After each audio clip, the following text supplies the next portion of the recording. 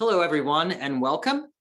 My name is Martin Andrews. I am the Communications Director at inquirED, and we are so happy to have you here to join us for our third webinar in the Future of Social Studies, our webinar series this fall. And we are so glad to have you here for implementing elementary social studies best practices from district leaders.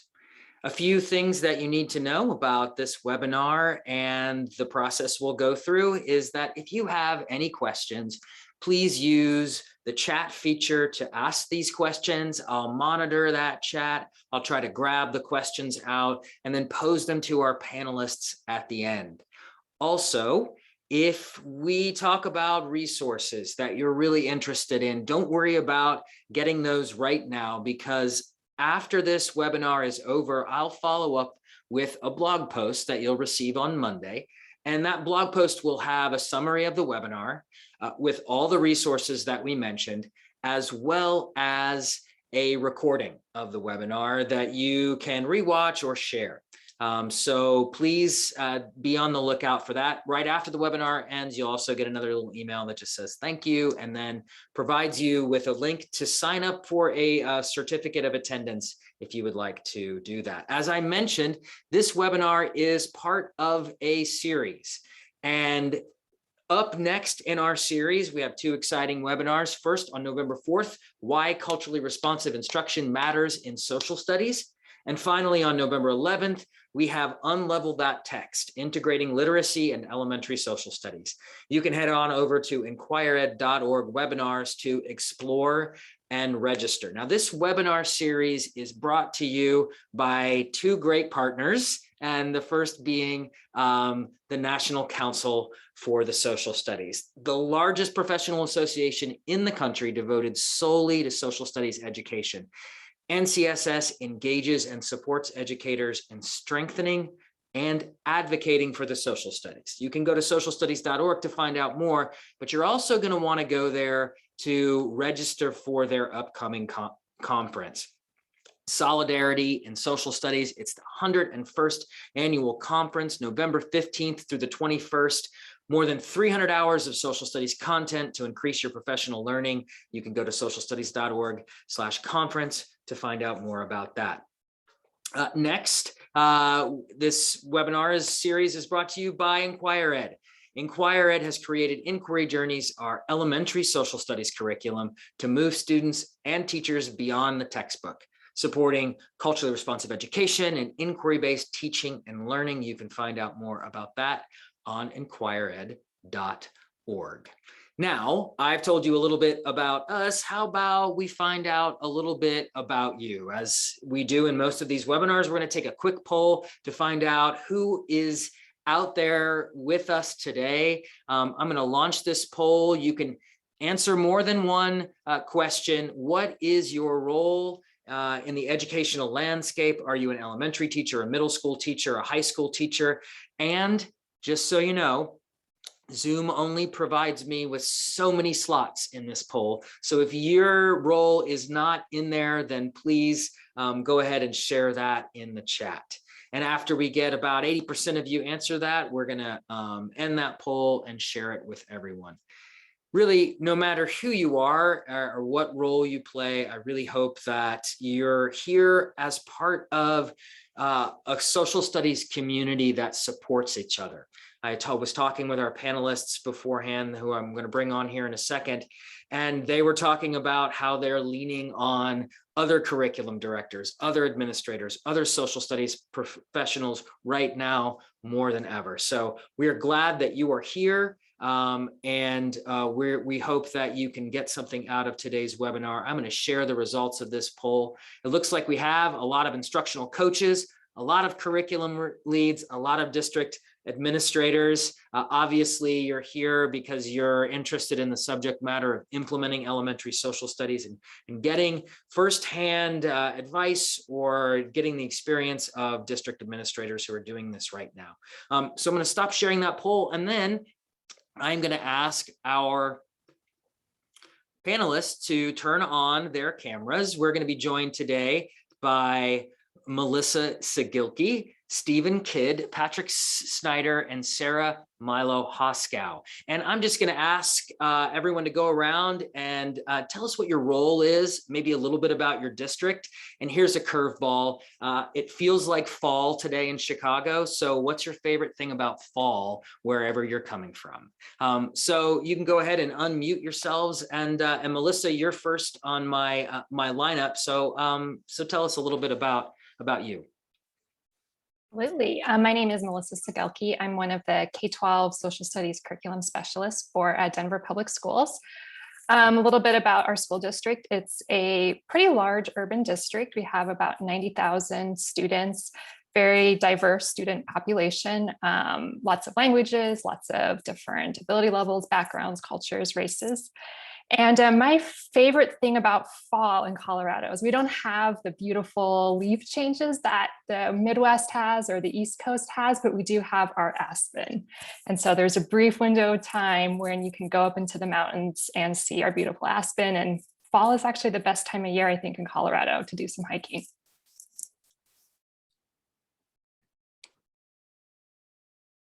Patrick, you are for some geographic diversity here, and then we'll come back to Colorado. Patrick, why don't you tell us a little bit about yourself? All right, my name is Patrick Snyder. I am our curriculum coordinator for social studies in the Iowa City schools for elementary students. And about Iowa City, we are home of the University of Iowa, and we have a very large teaching hospital. And so we have a lot of people all over the world coming in and out all throughout the year. And so we have a lot of world diversity and a lot of languages in our schools, which is wonderful. And I guess some of the things that stick out to me about fall in Iowa City, like we're the Hawkeyes. So we had a rough weekend last weekend, but it's been a pretty special year, and that consumes a lot of Saturdays in the fall in Iowa City. But this weekend I'm going to spend a lot of time with my kids out at an apple orchard and a pumpkin patch. And so, we're going to do the good fall things too. Okay. Thanks, Patrick. Stephen, can you tell us a little bit about yourself? Sure. Yeah. My name is Stephen Kidd, and I am the performance improvement partner for K-12 social studies at Cherry Creek Schools. Our school district is kind of just around the Metro Denver area. And we have 55,000 students, 44 elementary, 11 middle, 7 high schools. That's right, I think. So we have an online school now too. And I'd say fall in Colorado, like Melissa said, the aspens are beautiful, getting up into the mountains. I'm not a big skier, so I'd rather be in the mountains in the fall than the winter. And then all the sports going on right now, the Broncos, the Buffs, the Nuggets, and that's always exciting. Great. And Sarah, over to you. Hi, I'm Sarah Milo Hoskow. I'm the Director of Partner Experience at inquirED. So that means I support our partner schools and districts as they implement, and that means I get to work with all these panelists. So it's fun to be together. And my favorite thing about fall is the unpredictability of the seasons. Since I've moved to Chicago, we've had an 80-degree Halloween and a snowing Halloween. So I love how you just don't know what you're going to get. This is true. Well, thank you all for joining us, and we're going to dive right in with questions.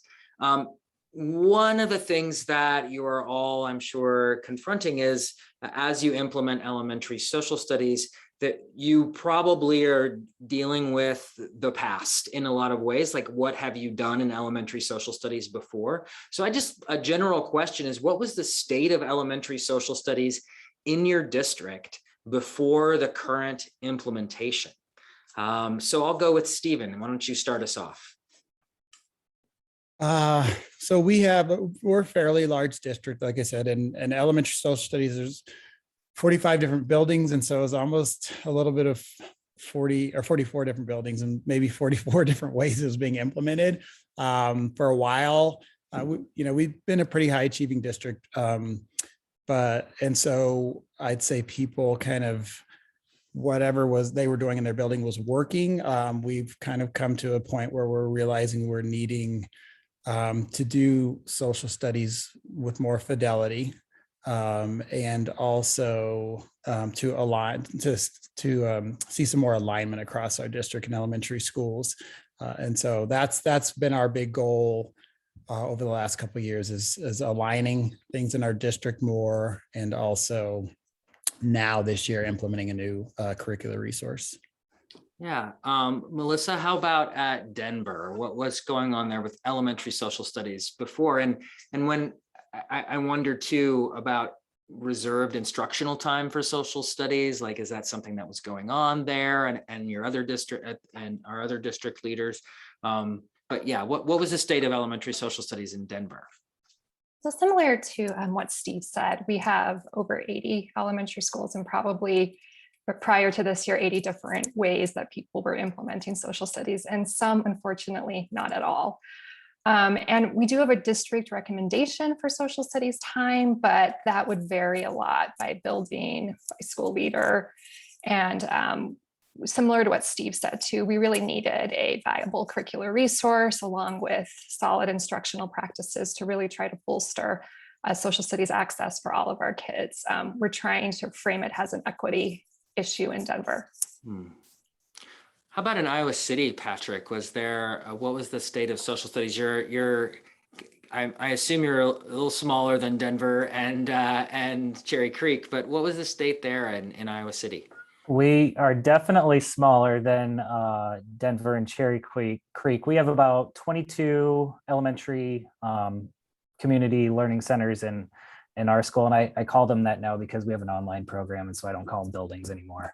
But, echoing what Melissa was saying, like, we have time allotments, but a lot of times in our elementary schools that was split between science and health. And so by the end of the week, the amount of social studies time that you actually have was pretty bleak in some cases. And we have some very passionate teachers that have great instructional strategies in our schools.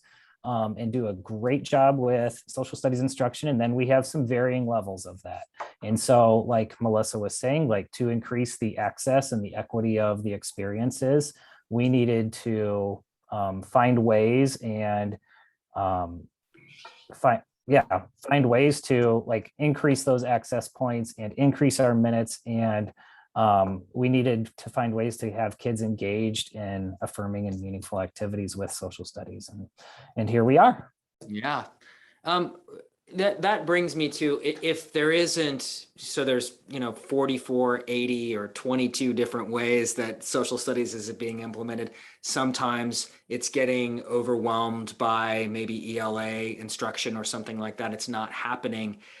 What did you find from your teachers as you began to talk about implementing elementary social studies? What were their biggest concerns, and how are you working to deal with those concerns? And I'll start with Melissa.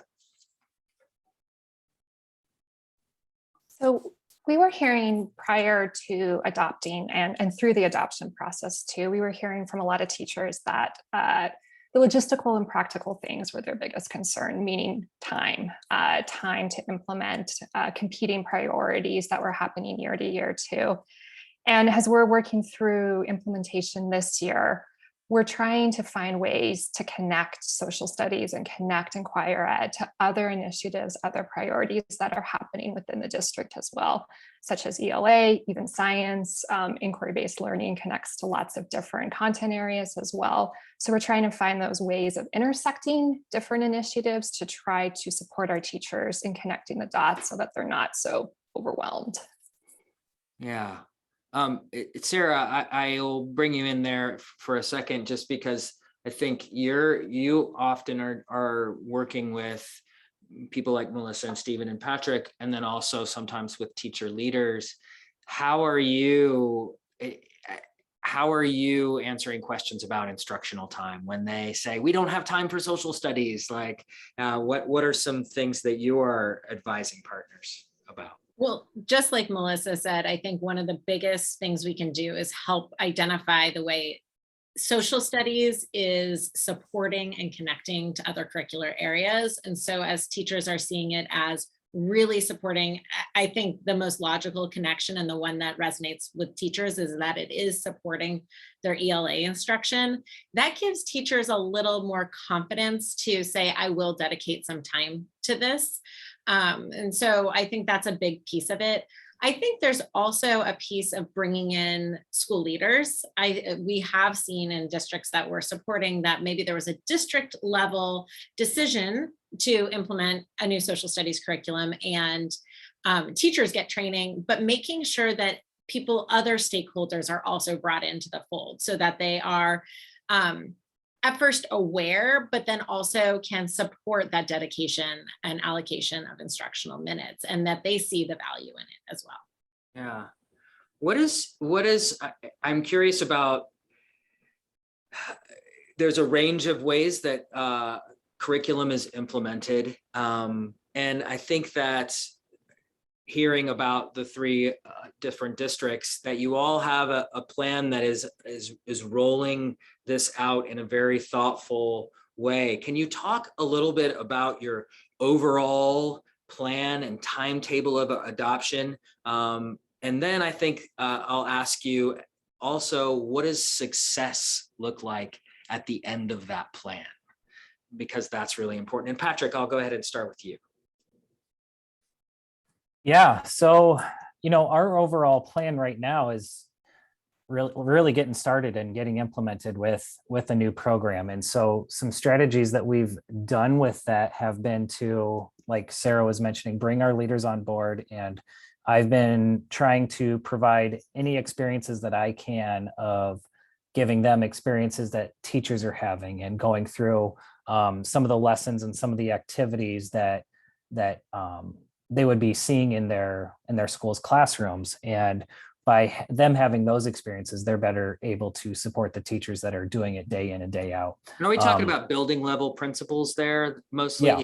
Okay. Yep, I am. I'm talking about building level principles. And so the overarching goal then would be to ensure that social studies is actually getting done in a high quality way in our classrooms. And I found that in our early adoption here, like when that is happening, teachers are being onboarded relatively quickly, and it starts to flow a little smoother, and they're getting more and more comfortable with making this a consistent part of their day. And when there are some hesitations or some other barriers and obstacles that we still need to overcome, there's still a lot of angst and tension about starting something new. So the big picture right now is getting going. And then an exciting part of this is we are getting to the point where we are making some students are taking informed actions. And so showcasing that learning in a variety of different ways to a variety of different people and leaders puts that kind of contagious enthusiasm behind our social studies program. And that's the exciting part of where we're going. So by getting to this point and actually starting and get going and seeing these really cool products that students are creating that impacts the community outside the four walls of their classroom, that's really getting our momentum going in a positive way. Great. Stephen, what does that plan look like in Cherry Creek in terms of implementation, and then what's success for you at Cherry Creek? I think it started with school leaders, definitely having them on board, and really our situation wasn't ideal in that we, coming off a pandemic and moving from one textbook curricular resource to that was pretty traditional, and moving to a inquiry-based model and something that's a digital platform, it presented a lot of barriers, I would say.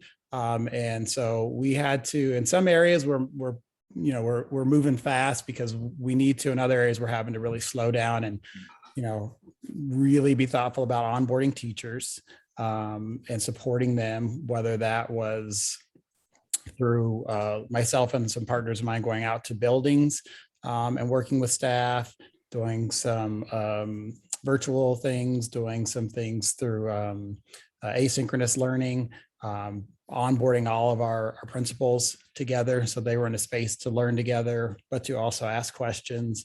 And then we've also kind of created some teacher leadership capacity. So we have 10 advocates that are helping helping us with the work and helping us roll this out and gathering feedback. We have an additional 20-ish teacher leaders that are helping as what we call ambassadors, that are also gathering feedback and doing some more targeted work, and they're doing this for credit or sometimes for pay.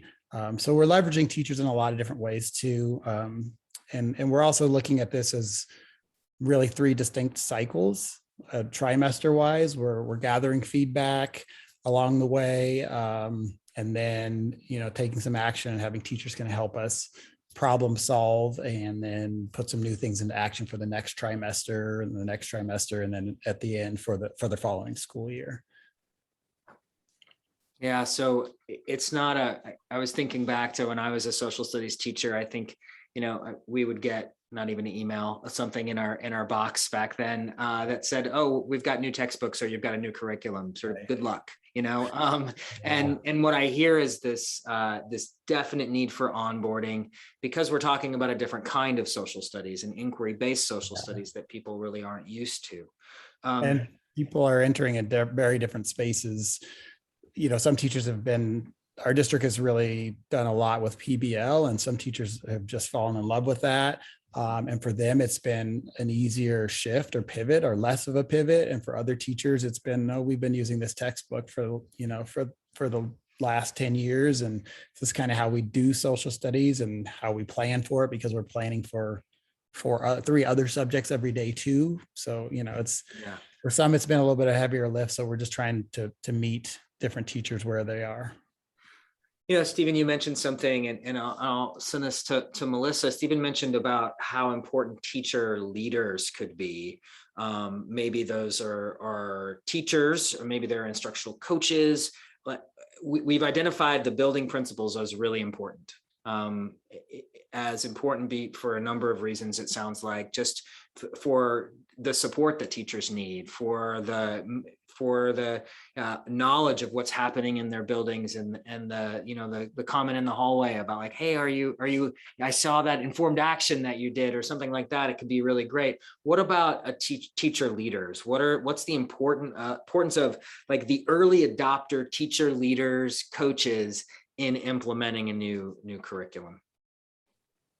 I think the role of our teacher leaders is huge and monumental, and really both like encouraging and inspiring and motivating people to just get started. And I think our teacher leaders are also windows into what's happening in the district, both the challenges and then the opportunities too. So we really rely on them for feedback, especially feedback around professional learning as we continue to implement. Our teacher leaders in Denver, inquiry advocates, also lead a lot of our professional learning. I think a lot of teachers like to hear from other teachers and hear about actual experiences that are happening in the classroom. Sometimes they don't just want to hear from me. And I think we've been really leveraging our teacher leaders to really lead that professional learning, to give that window into what's happening in our classrooms, and to continuously provide us feedback, both constructive and positive. If I can just kind of share, Melissa, I'm going to share a conversation we had recently, and I think this actually speaks to what both Stephen and Patrick said, of sharing examples and also folks entering at really different places when it comes to either, have they been teaching social studies? Are they comfortable with inquiry? We were talking with Denver about the importance that teacher leaders can provide. They can share examples that aren't perfection. They can say, I tried this protocol and it wasn't perfect, but I'm going to try it again. And they can share, I'm going to take this informed action with my students, and I don't know how it's going to go. And I think we're so used to, the comment that came out of Denver is, we're so used to the word exemplar in education. And that can be incredibly intimidating when you're trying something brand new. And maybe more of a community that shares risk taking, just like we ask our students to take risks. That is, I think, one of the greatest things our teacher leaders can share. Yeah, and I want to go to the chat, because we've had a couple good questions in here.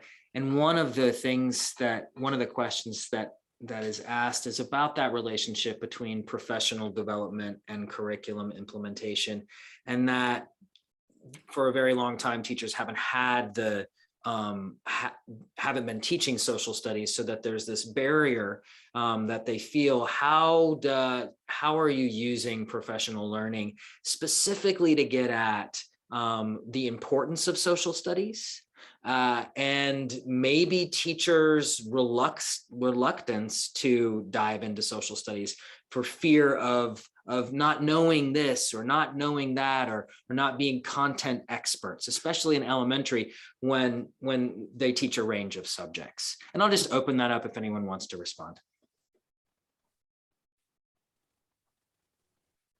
Sure.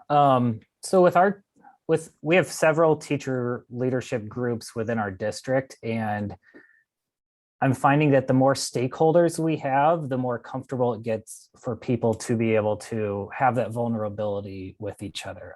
They're not, classroom teacher in school A in third grade over there is not going to be as comfortable sharing their vulnerability with me as they might with their instructional coach or their teacher librarian. So the professional learning that I've been trying to push out and take part in, one, I'm trying to make it fun for everybody so they can like have some fun with inquiry-based learning and I can show my own vulnerability and say, yeah, this isn't perfect and there's going to be some messy parts, and that's okay. Like Sarah was saying, exemplar it can be an intimidating thing. So we've been really trying to partner with our Talented and Gifted program and our leaders within that department to see what cross connections we can have there. We are working with our innovation team as we are like our informed action projects are design thinking. And so those are same things that they're working on. And so there are different access points to increase the comfort of all of our teachers. And our instructional coaches are just natural partners. Like, hey, this inquiry-based learning, you're not comfortable with it. It's not the way that maybe I was successful in my classroom. Let's learn it together. So it's not somebody saying you're doing something right or something wrong, but we're finding those partnerships that are being able to develop all of our capacity with this. And then we're also finding those cross connections within literacy. I just came from a professional learning where we were taking our priority standards in literacy and we're finding natural connection points within inquirED, our social studies program. And we're saying, you know what, these resources can supplement and supplant and enhance what you're already doing and what you need to be doing, and is really, really important also. So we're finding those cross connections, and it's finding all those stakeholders to help us with that, because it's more than just one person can do, and it's really good for kids. So. Yeah, Melissa or Stephen, scaffolding for teachers, this new thing that they're experiencing that might be intimidating. Yeah, I think we've done a lot in the last 2 years around just what inquiry is in all subjects. Kind of, I guess, I don't know if this is the best word, but demystifying it a little bit, and just, getting our, teachers to kind of understand what inquiry is, whether it's structured, controlled, open inquiry. I think, so getting people kind of ready for that pivot. And that was happening, not really even knowing that we were going to be, adopting the new curriculum that we did adopt. We just knew we were kind of what was best, the stuff we wanted to increase in social studies teaching, and the stuff we wanted to decrease. So I think that was important as we were kind of getting ourselves ready for whatever our new resource was going to be. Right. And Melissa, I think I know that Denver did some PD before the curriculum even came around that was about inquiry. Is that, am I right in thinking that like the process really starts before the process starts? Like before the curriculum adoption starts, there needs to be some knowledge building? Yeah, that's a really good point. We were doing, prior to adoption, both in elementary and secondary, a lot of work around inquiry, and specifically with like the C3 framework and connecting teachers to inquiry-based practices and aligning them to the C3 framework and making that really explicit for them to try to shift some practices even before a curriculum was adopted, which I think has helped, because we have pockets of teachers that are just rolling with it because they have that background. I think for us in Denver, the background knowledge from the content is less important in terms of getting people started. what is sort of the hiccup is sort of this shift to a different instructional model. And so that's where we've been more intentional around is inquiry-based practices, regardless of the curriculum that you have in front of you. And what does that look like? What does that mean for kids? How do you create a student-centered classroom? How do students talk and collaborate? How do they make questions, develop questions? So those are things that we were able to leverage even before we adopted. Yeah. You know, 5 years ago, if you adopted an elementary social studies curriculum, very few people would have cared about the elementary social studies curriculum that you chose if you were choosing one. In terms of the community, the wider community, there might have been some questions, but we live in a very politicized environment today. And I'm sure that of all of our participants out there, people that are thinking about implementing elementary social studies, they're looking at what they see in the news and they're looking at the criticism other people are receiving. And I guess my question would be is, in this politicized environment, how have you considered that? How have you considered community response when implementing your curriculum? How have you reached out to the community? How have you helped support your teachers as you began to think about this? And Stephen, I'll start with you. Sure. Yeah, I mean, we've done a lot to try and get out ahead of it. And we definitely haven't been perfect by any means, but we had community stakeholders involved in our curriculum review process. We presented in front of the school board. I say we, actually the director I work with presented to the school board. So we were definitely every public facing opportunity, we were making sure that stakeholders were able to see what the curricular resource looked like. Created like a community landing page so they could, in partnership with inquirED, so that parents would have access and see a little, just kind of get a little taste of each unit.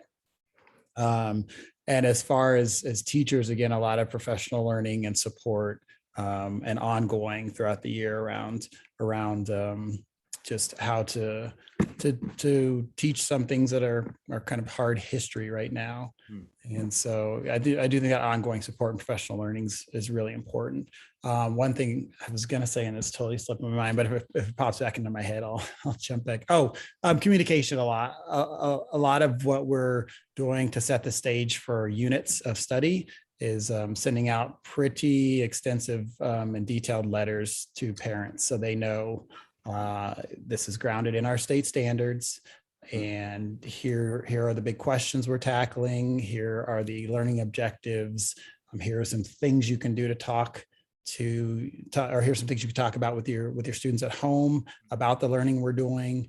And so we're really making sure to keep the lines of communication open and being, like I said, getting ahead of things before we teach a unit, before teachers start a unit, they're informing parents of what's coming.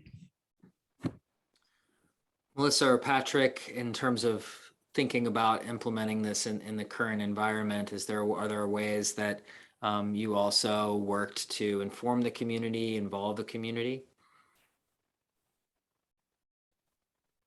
Go ahead, Melissa. Yeah, so we've gone before our board before too with adoption as well. And just in terms of our community, they actually voiced before we even adopted what they wanted to see in a curriculum resource. It was kind of an open-ended process. What are you hoping to see? What have you not seen before that you want to see now? And so using that feedback even before we went through an adoption process was really helpful for us.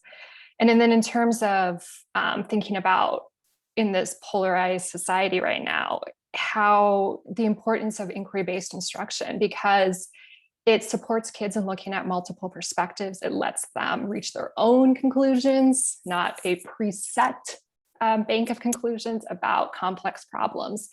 And that aligns very much to what I think everybody, no matter their political beliefs, wants in their students and in education. So we've been really grounding that back to our state standards and back to inquiry is supposed to be open-ended. It's supposed to allow lots of different perspectives to come in, and it's supposed to let kids get there themselves about what they think and believe.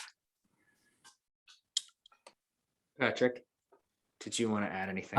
Stephen and Melissa nailed it. Like our board was very, very involved in, and they still are, with our adoption of a new program. And we had a variety of stakeholders giving feedback and continually giving feedback. And so we really try to keep communication lines open. Like my own kids go to school in my district, and I get information sent home from their teachers that say, hey, this is what we're doing, and this is why we're doing it, and here are the questions that we're trying to answer.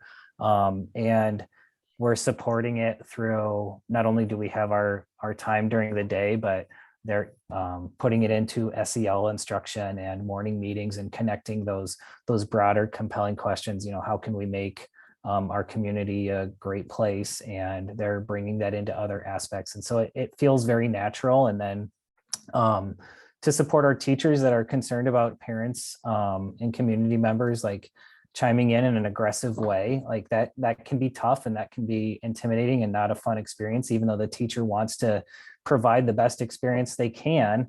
We're supporting them, saying, you know what, we are driven by our standards, and there's nothing in our standards that's going to divide our kids. And we didn't become teachers to make somebody feel bad about who they are or where they come from. We are doing our inquiry, and we're facilitators of learning. And that's helped our teachers feel supported. And so far it's been in a pretty good environment. So we're happy about that. And I think it's because the teachers are communicating very well, and they know that we're doing the right work.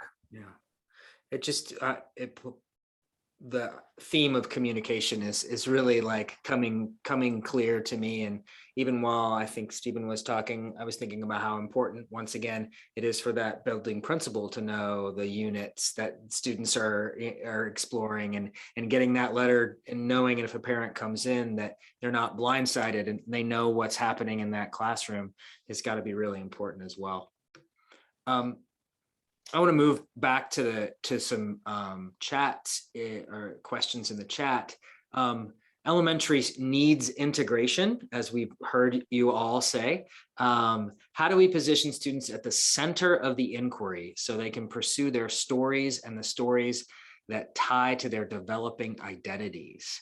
And I know that the three of you, when you're thinking about implementing a social studies, elementary social studies, that bringing in that idea of connecting to the lived experiences of your students was very important. So talk to me a little bit about both what your district has done to build that knowledge of that importance among teachers, and then also what you're looking for in a curriculum that implements that. And I'll throw it out. Just we'll go free for all style. So whoever wants to take that can take it. First thing that jumped into my mind was just it's driven by student questions. So honoring student questions and just revisiting those questions throughout a unit, I think is so important. And the idea of, like, I think we all, especially I've been doing this for a while. So, and I remember being a baby teacher, and even when I thought I was doing it really well, I still had, some kids ask, why do we need to learn this though? If it happened 70 years ago or 200 years ago, or, and so just really working to make sure whatever that inquiry question is, that's at the center of our work for that particular unit is explicitly or really helping kids connect past to present, that through line. Melissa or Patrick? Steve brought up something about continuity and change over time, and how that's something that I think helps kids connect to history, especially because they are so far removed sometimes from these events and people. But if they're able to think about what has changed over time, what is the same, I think it leads to that connections. And then especially if they are also able to affirm their own identities through that process as well. that can mean like they see representation in the curriculum, but that also means that they have the opportunity to leverage their own community knowledge, their own cultural knowledge when they're going through the inquiry process. Yeah, and to piggyback off of Melissa there, she mentioned leveraging their own knowledge, and that makes me think of, taking informed action. And I mentioned it a little bit earlier that we have some students that are just creating some really, really interesting things that are affirming to them and they're meaningful to them. And when we think about, who are the important members of our communities, and they're creating slideshows of people that are important and help their schools run. And those are just really great examples that if we don't showcase them and we don't leverage those opportunities, like Melissa was saying, then we're missing some opportunities there. And so we feel like we're moving in a good direction with that, but it's hard work. I think there's a really interesting tension that like already our call has like identified, and it's that in the beginning of the call we were talking about consistency, fidelity, having some consistency across school buildings or in your virtual school, and then this idea of student voice, choice, student identity. And I think this is where we need to trust teachers to find those moments for customization or leveraging the students' identities, ideas, passions, also leveraging the teacher's passions. And so moments like taking informed action, where you've investigated a rich topic, and now you're looking for either challenges or opportunities to have an impact on the world around you, that's an opportunity to customize, to do something that's meaningful to students. But those little opportunities come in throughout the entire investigation. Maybe it's, do I want to research this person or that person? But really encouraging teachers to look for those opportunities where they're still in this guided or structured inquiry, but students have an opportunity to express themselves, make choices, and share their own questions or ideas. There's a lot of back and forth. I mean, talking about customization, I guess the ultimate customization would be writing your own curriculum. And there's discussions in the chat going back and forth talking about that. All of you have chosen to go with a curricular resource, have chosen that instead of writing your own curriculum. And maybe that's something that you've done in the past, or there's a specific reason. What is that reason why you chose a curricular resource instead of going it on your own and writing your own curriculum?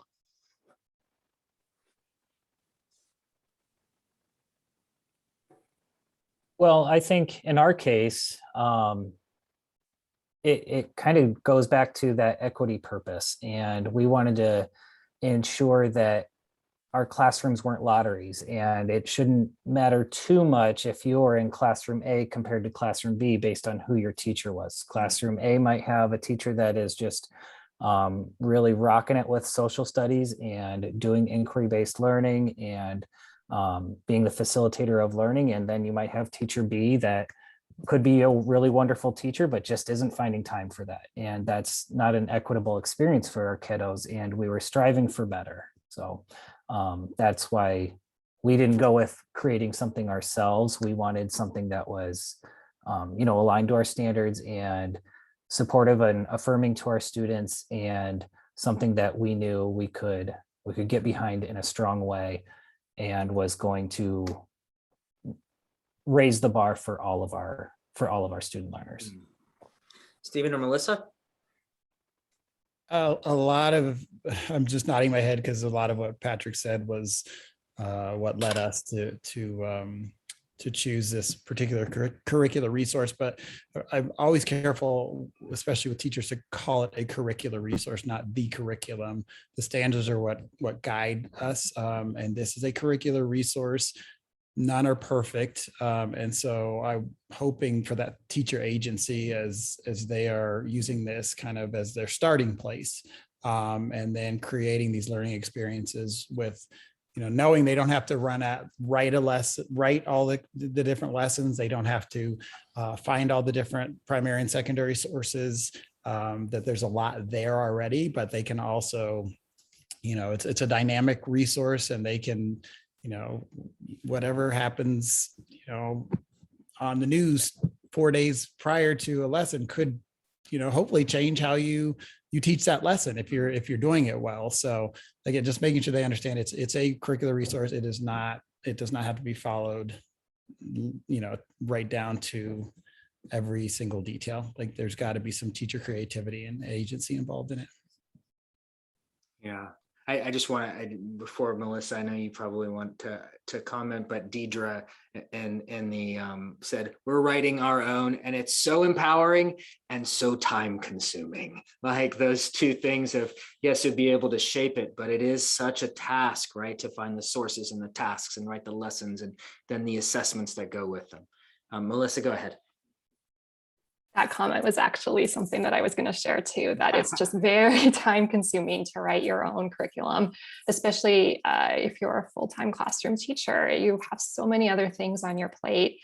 And Patrick mentioned the equity piece. That was a big motivating factor for us too, is making sure, while we want to continue to support teacher agency and choice and individualization of any curricular resource, we wanted to have some consistent experiences for our kids. So no matter what their zip code is or what school they're at, they're having access to rigorous content standards and resources.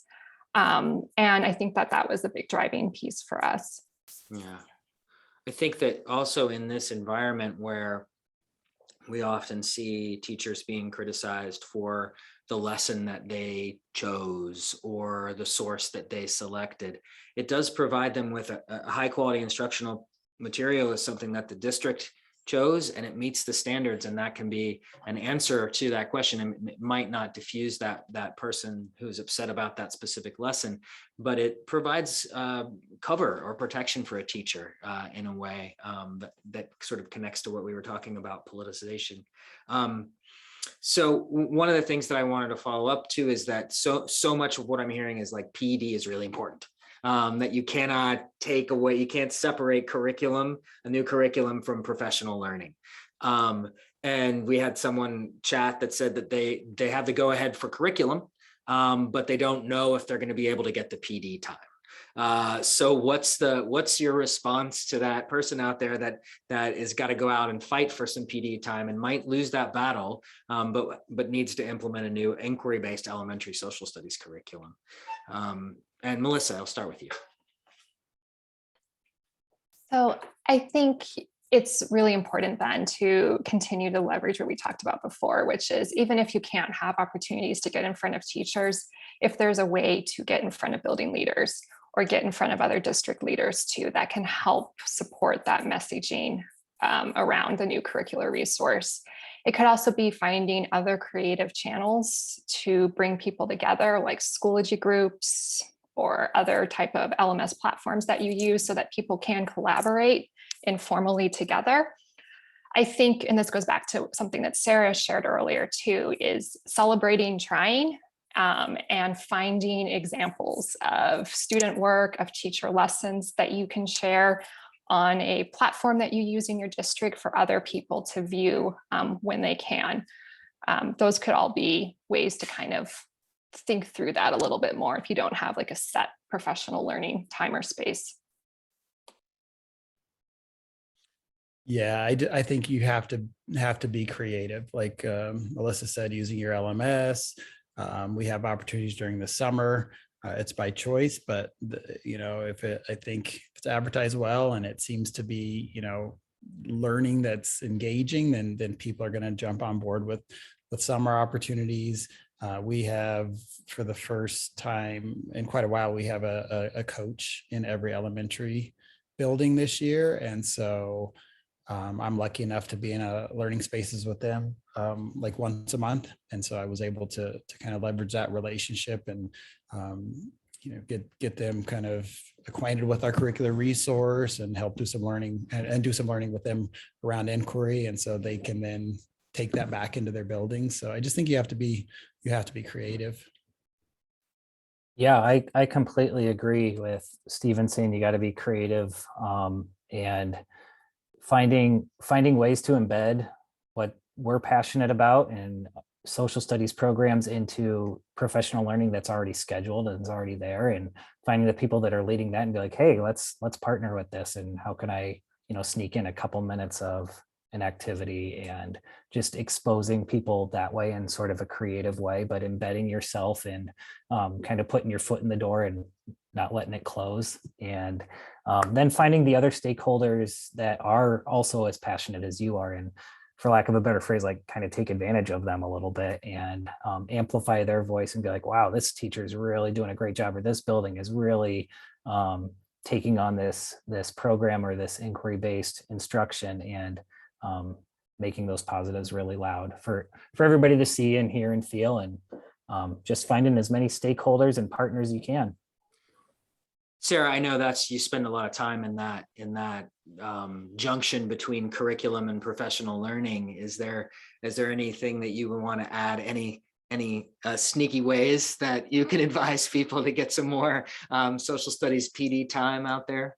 Well, one of the things that I think is really important to recognize is that a full day of PD around your new curriculum may not even be the most effective way to do it. If you can get kind of enough time to chunk the getting started amount, and then tackle ideas over the course of the year as teachers are experiencing them with the curriculum, there's going to be more stickiness there. So it's exciting to have opportunities to do it over time and not expect it to be a one and done. So I like to remind myself of that. I also, this sneaky idea, we are big fans of parallel pedagogy. So, if there is a faculty meeting that's going to be around a totally different topic, but you could maybe see if you can help design it so that you're using a protocol that might appear in your curriculum a lot. So teachers are having the opportunity to experience the protocol, even though that's not the topic they're talking about. Then, there's so many aspects to what makes a curriculum complex. It's the content, it's the methods. And so you can be sneaky in that way. Oh, and then I love that. That's a great one, Sarah. That's a very, very sneaky way, like have a question formulation technique or a Socratic seminar, and it's helping people begin to understand it. Exactly. Because you're going to understand it better by experiencing it anyway. And then I just really want to compliment the folks on this call that I've seen a mixed method approach of getting PD to teachers, and really thinking about, well, maybe we're going to try some asynchronous opportunities. We're going to get that hour at this PD session we can get. And we're going to have teachers share stories of what's coming out of the classrooms. Just like a lot of different angles to reach their teachers, I think is really smart. Yeah, I want to go back to the chat here really quickly to Katrina, who is a regional PD coordinator for social studies. And I think, there are education agencies in every state and the regions, but she is having real trouble going in and convincing districts to spend more time on social studies. How would you approach that conversation as if you had to speak to districts and try to get them to spend more time with social studies and invest in that? And Stephen, why don't we start with you? The first thing that popped into my mind is getting people behind the why. And we know inquiry, we know we're living in a polarized time where it's going to develop tools that help kids deal with the world we live in. But you can also get them grounded in just like data that says, elementary social studies is going to help reading scores too. I think of like Natalie Wexler's book. There's proof there that it's going to lend itself and support other content areas too. Yeah, I just shared the Fordham study where it's social studies instruction and reading comprehension. Could be a good foot in the door to begin that conversation. And it's not only about social studies, even though there's such a great value in social studies as it alone, but it also is working to help reading comprehension. Any other pieces of advice for that person who needs to go out and advocate for the social study? I really like how Stephen brought it back to the why. And I would also add on that the kids genuinely love doing inquiry-based learning. And when we have happy kids that are engaged in learning, they're going to be better learners, and it's going to impact the rest of the day. It's going to impact their reading. It's going to impact their behavior. And we have kids that, fourth graders who feel like second graders in a variety of different ways for a variety of different reasons. And when we have our literacy blocks and our math blocks, like those can be really tough times for those kids. And social studies is an opportunity where maybe it takes some of those challenges away, or those frustrating feelings away from those kids, and they can feel good about what they're learning, and they're doing literacy skills, and they're doing inquiry, and they're doing all of the things that we need them to do, but they feel a little bit better about it. They're not stressed about their reading scores. They're not stressed about getting a math problem wrong. And all those things are super important as well. I'm not diminishing anything like that. But social studies is an opportunity for us to integrate those different skills and have kids feel really good about what they're doing while they're in school. I also, going to the why, I have the opportunity of asking school leaders all the time, when students leave your school building, what do you hope they have? What do you hope they can do? And never is it they have high test scores. It's always, we hope that they are, good community members. We hope that they feel a sense of personal agency. We hope that they can solve problems. We hope that they know how they learn best, in what ways. And so you can always draw a line from what people say back to inquiry and back to social studies. And so I really think that why, I think that is really, really important. Yeah. So I just want to thank you. We're out of time, but I want to thank Patrick and Stephen and Melissa. Thank you so much for joining us. And I did say that if you had any tools or resources that you've come across that you could share with me, and I could then share with our participants, whether that's a calendar of implementation or a rubric that you've used or anything. I'm sure that people out there are hungry for resources, so they don't have to reinvent a wheel that probably took a lot of time to make. So I'll ask you to share those with me, and then I'll share those with all of you participants. But otherwise, Melissa, thanks so much for coming today. And Stephen, thank you. And Patrick, thank you. And Sarah as well. Thank you for joining us all today. It's been great to have you. And I hope everyone tunes in to future webinars as well. So thank you. Thank you. Take care. Thank Thank you. you. Have a good night.